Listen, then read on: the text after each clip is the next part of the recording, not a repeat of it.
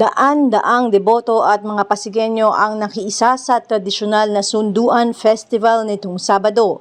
Bago pa lamang mag-alas 3 ng hapon ay nagtipon na ang mga mananampalataya at mga residente ng Barangay Bagong Ilog sa Santa Rosa de Lima Church.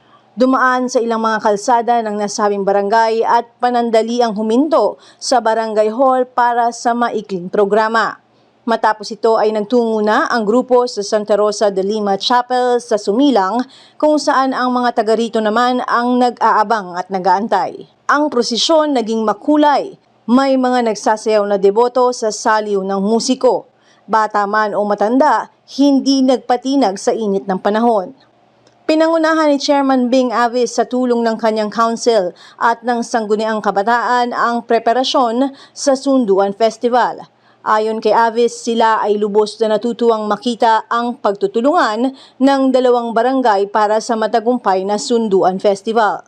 Tuwan-tuwa kami dahil nakita namin yung pagmahal na Bagong Ilog at Sumilang sa aming mahal na patrona, Santa Rosa de Lima. Ang significance ito ay pinakikita yung tunay na kapatiran ng dalawang barangay, no? Kung paano magtulungan ng barangay. Yun ang yung pagkakaisa. Simula ko nung Monday hanggang matapos, ang hiling lang po namin ay umpisahan natin ng maayos, na walang gulo, tapusin natin masaya at walang gulo din po. Yun lang po. Sa lahat ng kabarangay ko sa Bagong Ilog, ang Santa Rosa de Lima ay nasa atin na, kaya buhay Santa Rosa, Viva Santa Rosa de Lima! Samantalang naghanda din ang Barangay Sumilang sa pamunuan ni Cap May Ramos Gomez sa pagsundo ng imahe sa kanilang kapilya. Ito yung Sunduan Festival na every year sineselebrate namin, pero every other year. Like for instance today, sa Bagong Ilog. Then the following year it will be ours. Kaya gano'n, sunduan. Mga bantings namin, then we have also yung mga refreshments.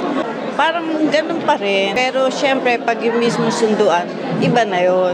Kasi we have to prepare yung mga talagang sinusundo mo yung mahal na santa na with so much parang festive talaga. Mukhang sa tingin ko masyadong bongga ata ngayon. I hope ma-celebrate kayo ng piyesta natin ng buong giting, buong saya, tsaka Viva Santa Rosa de Lima. Nakiisa si Vice Mayor Dodot Jaworski sa tradisyon. Ibinahagi pa niya ang alamat ng Sunduan Festival na kanyang sinasabing magandang ehemplo para sa lahat. Pagbati ang ipinarating ni Jaworski sa mga residente ng dalawang barangay. Ito naman yearly tradition ito, no. Nakakatuwa nga yung hiraman ng Bagong Ilog at Sumilang sa Santa Rosa de Lima. Dahil nakakaisa talaga yung mga tao dito. Ito has been practiced for hundreds of years, sabihin na natin, no. So yan naman talaga, imbes na mag-away-away, isipin mo. Ang kwento pala nito, dalawang mangingisda o fisherman mahanap itong Santa Rosa de Lima sa ilog. At imbes na pag-awayin nila kung sino may-ari, nagkasundo sila na taon-taon magpapalitan. So kita mo na lahat pala nadadaan sa maayos na usapan. At naging tradisyon na to, part of the history ng Sumilang at ng Bagong Ilog. So magandang ehemplo to na sana tayong lahat madaan natin sa maayos na usapan, sa bigayan, tulungan, dahil at the end of the day, lahat tayo anak ng Diyos, di ba? So happy fiesta sa Bagong Ilog at congratulations ulit dito sa magandang kasunduan na to.